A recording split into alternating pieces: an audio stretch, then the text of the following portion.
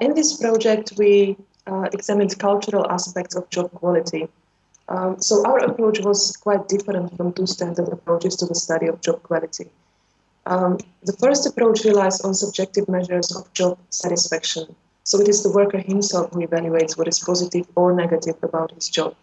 The objective approach is to job quality aggregate various dimensions of job quality into a single index. This enables an easy comparison across countries, but it is important to bear in mind that dimensions included into the index are arbitrarily chosen by the researcher.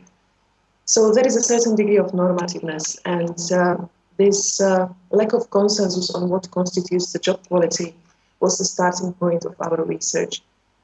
We view job quality as a cultural construct, or what people collectively agree makes a good job. So what we did is this. We examined narratives of job quality in 4 countries, in Spain and the United Kingdom, and in Slovakia and Hungary. At the macro level, we examined how the concept of job quality behaves in the labor legislation discourse. At the micro level, we examined employees' constructions of job quality.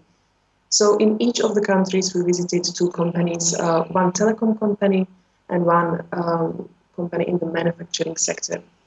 And these in-depth case studies enabled us to examine how policymakers and employees construct the concept of job quality.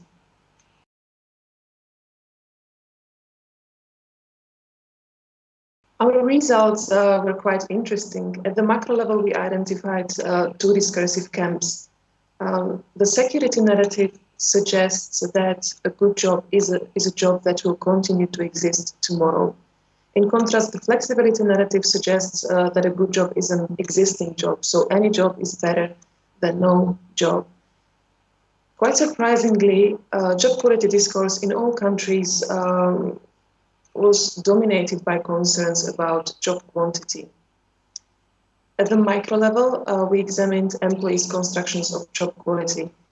But here it is important to note that constructions of job quality differ across sectors.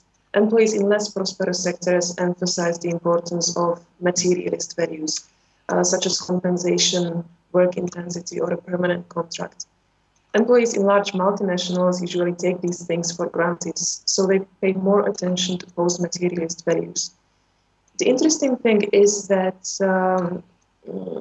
they emphasize egoistic components of job quality, such as autonomy, work-life balance, or educational opportunities, but rarely bring up collectivist or altruistic measures. Take, for example, the issue of greenness.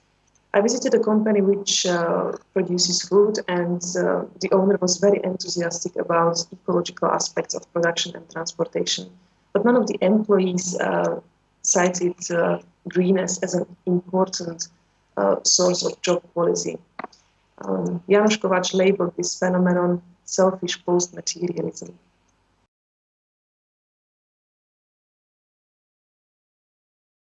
There is a discrepancy between the macro level and micro level narratives.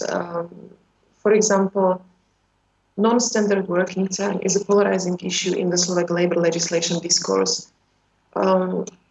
Especially the security camp associates non-standard working time with bad jobs. But employees in both companies I visited viewed unusual working hours and even shift work as an important source of work-life balance. So the main policy lesson is that policymakers should be cautious when formulating measures to improve job quality, because employees might imagine an ideal job quite differently from them.